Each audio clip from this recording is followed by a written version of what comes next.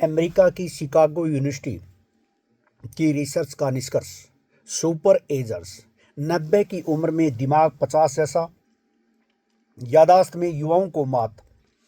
America की Chicago university की research में से बुजुर्गों का खुलासा हुआ है जिनकी उम्र 90 के करीब है, पर दिमाग 50 साल के व्यक्ति जैसा तेज है।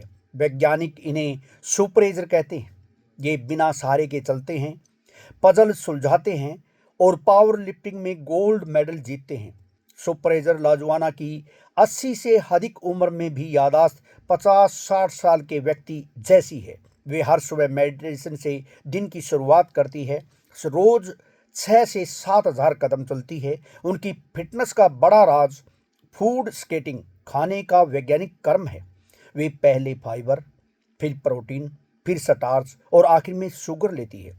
वहीं 91 साल के सल्फ रेबाक भी सुपरवाइजर हैं। खुद गाड़ी चलाते हैं, रोज वर्डल खेलते हैं, 1000 पीस की जिग्सा पजल बनाते हैं। 11 साल से सुपरवाइजिंग प्रोग्राम का हिस्सा है। नीदरलैंड्स की 78 साल की ईना कुलहास रिवर्स पावर लिफ्टिंग चैंपियन है। 2018 में वर्ल्ड चैंपियनशिप में गोल्ड जीता। उनके मसल्स 20 साल की महिलाओं जैसे हैं। बेहतरीन यादाश्त, विशेषज्ञों ने बताए 3 कारण। रिसर्च की डायरेक्टर डॉक्टर एमी रोगल्स्की ने एमआरआई स्कैन के जरिए बताया कि विज्ञान की नज़र में सुपर एजर्स का दिमाग आखिर क्यों खास है। नंबर 1, दिमाग की परत। उम्र के साथ दिमाग की बाहरी परत पतली होने लगती है, लेकिन सुपर एजर्स में दिमाग की यह परत 50-60 साल के लोगों जितनी मोटी पाई गई। नंबर 2, स्पेशल हिस्सा। इसके दिमाग का एंटीरियर सिंगुलेट कार्टिक्स एसीसी यानी दिमाग के सामने वाला हिस्सा ज़्यादा विकसित होता है, जो सीधे तौर पर याददाश्त से जुड़ा है। Number 3, social neurons. इनके दिमाग में वीन इकोनोमो न्यूरॉन्स की संख्या अधिक होती है, जो सामाजिक व्यवहार और मेलजोल के लिए जिम्मेदार है। सुपर एजर्स ने दिया फिटनेस का मंत्र। सुपर एजर अकेले नहीं रहते, घुल मिलकर रहते हैं। लाजवाना चर्च में ग्रुप में गाती है, कहानी सुनाती है। वे कहती है कि लोगों से मिलना जुलना दिमाग को बूढ़ा नहीं होने देता। वही इतना कहती है कि सिर्फ बुजुर्गों के साथ न बैठें, युवाओं के बीच रहकर नई चीज़ें सीखना चाहिए और क्रिएटिव बनना चाहिए। सृजनात्मक दिमाग भी बूढ़ा नहीं होने देता।